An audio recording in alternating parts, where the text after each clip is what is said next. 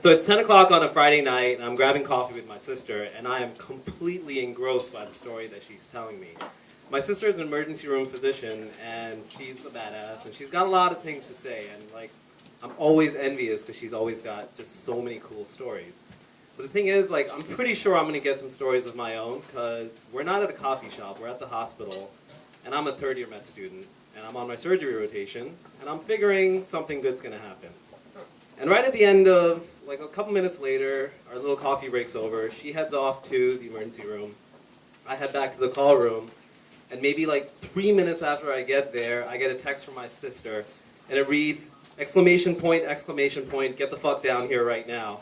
And right at that moment, all of our call pagers go off, and me and the entire trauma surgery department just like run straight down. And I get there, and my sister's in the trauma bay, all suited up, and I'm like, what's going on? And she's like, oh, there's some fun coming. And right on cue, the sirens start blazing, EMS arrives, and in comes Richard, this 19-year-old college running back, who is, by the way, screaming like a madman, not because there's a ton of blood spurting out of his ass, but because he's high as balls and thinks there's a giant worm in there. So, my friends, a key word of advice, don't do bath salts, because apparently when you get bath salts, you get high and you think there's a big worm in your ass. And so Richard, being like the smart gentleman that he is, decided to do the only thing he could. He took a coat hanger and he went uptown. And so we get him, and he's still thrashing around. So we try to like get him flat on the bed, and he knees my sister in the stomach. And you don't scare Khadija like that. And 2 seconds later, he's paralyzed.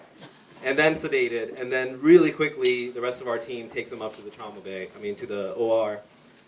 And we go to town, and the thing is, like, as we're opening him up and seeing the damage that he caused, it's like a miracle. Like, this guy really went in there, but aside from causing, like, some superficial bleeding, like, there was no bowel perf, there was, like, not that much damage, and, like, the attending surgeon was like, wow, this is crazy. He got really deep, but didn't really do that much damage. And we're like, all right. So then we pack up as best as we can, and a couple hours later we're done, and the night goes on. That morning I got home at like 9 o'clock, and I'm like just dead tired, and I just passed out. Went back to work the next day at like 4 in the morning, and Richard was the first person I went to see in the ICU. And he's just lying there, kind of like snoozing, a little awake, a little not. And I go about, do a little bit of my rounds. And then as I'm walking by his room, like 20 minutes later, I see that he's not there. So I'm like, oh, that's weird. So I go up to the nurse, and I'm like, did somebody take him for a test or something? And the nurse is like, no. And I'm like, oh, crap. So I open the door, and I like slowly sneak in. And Richard is in the corner, one hand behind him, the other pointing to him, saying, gotta get it out of me, gotta get it out of me. And now, I'm not gonna lie, I'm a pretty manly dude. But I'm nothing against a huge, high as balls running back. So I run straight for him. I'm like, dude, you gotta calm down. Because he had managed to take one of the setups that we used to hang IV poles and gone back to town. And I immediately went for him. He immediately threw me across the room. And I was like, oh, crap.